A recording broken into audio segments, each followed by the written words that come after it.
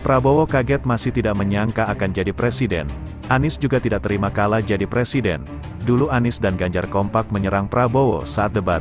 Sekarang juga kompak Anies dan Ganjar mau melaporkan Prabowo ke KPU bahwa Prabowo Gibran dianggap curang. Prabowo juga kaget karena hari ini ada 3 berita terbaru dan terupdate tentang Prabowo Gibran. Silahkan simak baik-baik, inilah berita yang pertama. Profil 4 Menteri titipan Jokowi ke Kabinet Prabowo Gibran.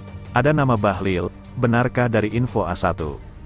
Mencuat isu bahwa sosok Presiden Joko Widodo atau Jokowi menitipkan beberapa nama calon menteri kepada presiden yang bakal menang di kontestasi politik pemilihan presiden 2024. Nama tersebut makin kuat menjadi kandidat calon menteri lantaran kekinian Capres-Cawapres nomor urut 02, Prabowo Subianto dan Gibran Rakabuming Raka unggul di Pilpres 2024 versi hitung cepat.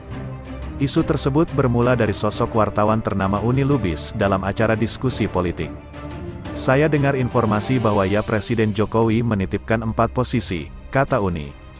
Uni membocorkan beberapa calon yang dititipkan oleh sang presiden yakni seorang Kapolri, 2 orang Jaksa Agung, Pratikno, dan Bahlil Lahadalia. Terkait kebenaran isu tersebut, Uni mengklaim ia mendapatkan informasi A1 alias dari sumber terpercaya. Lantas, seberapa hebat menteri titipan Jokowi tersebut? 1 Kapolri dan 2 Jaksa Agung yang masih misteri. Sayangnya, Uni tak membeberkan secara gamblang apakah Kapolri yang ia sebut adalah mantan Kapolri atau yang kini sedang menjabat. Uni juga tak menyebutkan siapa Jaksa Agung yang dimaksud. Namun tak heran jika sosok Kapolri Jenderal Polisi Listio Sigit Prabowo dan Jaksa Agung Sanitiar Burhanuddin yang masuk ke dalam daftar titipan Jokowi. Sosok Jaksa Agung Sanitiar atau ST Burhanuddin juga merupakan orang yang ternama di dunia penegakan hukum di Indonesia.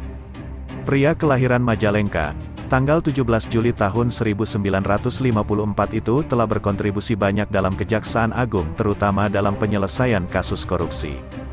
Nama pertama yang disebut terang-terangan oleh Uni dalam daftar menteri titipan Jokowi adalah Pratikno. Nama Pratikno tentu tak asing lagi di sirkel terdekat sang presiden lantaran ia menjabat sebagai Menteri Sekretaris Negara. Selain Pratikno, ada orang kepercayaan Jokowi lainnya yakni Bahlil Lahadalia yang menjabat sebagai Menteri Investasi sekaligus Kepala Badan Koordinasi Penanaman Modal. Itulah berita yang pertama, sekarang Mimin akan bacakan berita yang kedua. Pesan Khofifah ke Prabowo jika jadi presiden terpilih. Mantan Gubernur Jawa Timur Khofifah Indar Parawansa menyampaikan ucapan selamat kepada Prabowo Subianto atas hasil hitung cepat atau quick count dan penghitungan sementara real count KPU. Khofifah meyakini hasil real count KPU tidak akan berbeda jauh dengan hasil quick count. Khofifah mengatakan, berdasarkan hasil quick count sejumlah lembaga survei, Prabowo Gibran mampu meraih 65% lebih suara di Jatim. Khofifah menyebut Jawa Timur sebagai lumbung besar suara secara nasional, sehingga, tingginya perolehan suara di Jatim secara signifikan berkontribusi besar dalam kemenangan Prabowo Gibran. Khofifah pun berpesan kepada Prabowo untuk tidak melupakan masyarakat Jatim yang mayoritas memilihnya. Dia juga menyampaikan saat ini yang lebih penting adalah menjaga kedamaian dan kerukunan. Menurutnya, jangan sampai pemilu 2024 justru membuat tali silaturahmi antar saudara, tetangga, teman, kolega terputus hanya karena perbedaan pilihan. Saya berharap seluruh masyarakat bisa tetap tenang dan menunggu hasil final tabulasi suara yang dilakukan secara manual oleh KPU. Jangan mudah terprovokasi isu atau berita yang tidak jelas asal-muasalnya. Jaga kedamaian dan kerukunan, tuturnya. Itulah berita yang kedua, sekarang Mimin akan bacakan berita yang ketiga. Unggul dihitung cepat, kemenangan Prabowo Subianto dinilai cacat dan dikhawatirkan membuat demokrasi merosot.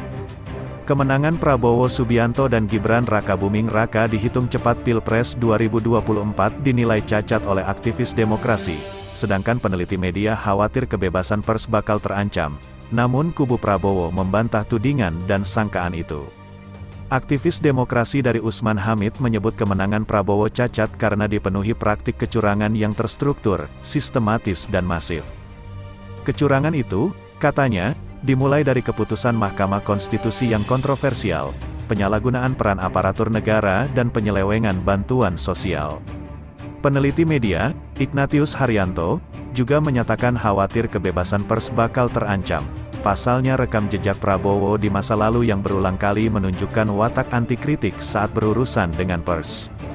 Namun juru bicara tim kampanye nasional Prabowo Subianto Gibran Raka Buming Raka, Viva Yoga Mauladi, membantah sangkaan itu. Dia mengatakan tidak perlu ada yang mengkhawatirkan kebebasan pers, kebebasan berekspresi, dan masalah-masalah HAM di bawah kepemimpinan Prabowo nantinya. Akan seperti apa demokrasi Indonesia di tangan Prabowo? Direktur Eksekutif Amnesty International Indonesia, Usman Hamid, mengatakan kemenangan Prabowo Gibran, berdasarkan hasil hitung cepat sementara akan membawa demokrasi Indonesia menuju kemerosotan yang lebih buruk lagi. Di mana aksi-aksi protes akan direpresi oleh gaya kepemimpinannya yang disebut Usman sebagai otoritarian. Sebab meskipun usia Prabowo sudah menginjak 72 tahun, namun personalitas mantan Panglima Kostrad ini identik dengan gaya bicara keras dan otoriter, ditambah lagi ambisi berkuasanya yang sangat besar. Jadi meskipun dia sudah cukup tua di usianya 72 tahun, tapi usia bukan penentu apakah seseorang akan memajukan atau memundurkan demokrasi Indonesia, ujar Usman Hamid. Usman meyakini suara-suara yang menggugat keabsahan dan kecurangan pemilu masih akan terus berlangsung meskipun proses pelantikan dilakukan. Apalagi jika dua kubu yang kalah dalam hitung cepat menyatakan tak menerima hasil pemilu. Itu mungkin protes-protes dan turbulensi akan makin besar. Tapi kalau dua kubu itu menerima, mungkin turbulensi akan datang dari masyarakat sipil yang akan terus menggugat keabsahan pemilu. Itu mengapa Usman berharap Anies Baswedan Muhaimin Iskandar dan Ganjar Pranowo Mahfud MD mau mengambil langkah hukum untuk menggugat dugaan-dugaan kecurangan itu.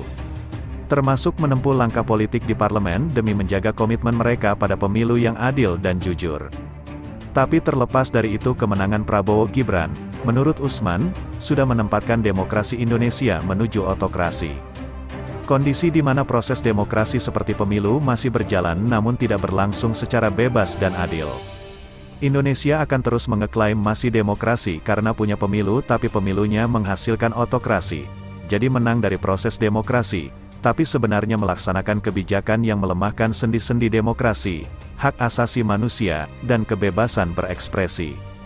Kondisi seperti ini juga terjadi di negara-negara lain. Sebut saja kemenangan Viktor Orban di Hungaria, Narendra Modi di India, dan Donald Trump di Amerika Serikat. Jadi ini wake-up call bagi aktor pro-demokrasi di Indonesia untuk benar-benar alert pada kemerosotan yang berlanjut pada demokrasi Indonesia. Akankah kebebasan pers terancam? Peneliti media dan dosen jurnalistik di Universitas Multimedia Nusantara, Ignatius Haryanto, berkata jika Prabowo Subianto menang pemilu dalam satu putaran dan menjadi presiden, sejalan dengan hasil hitung cepat terkini sejumlah lembaga survei, kebebasan pers dikhawatirkan bakal terancam.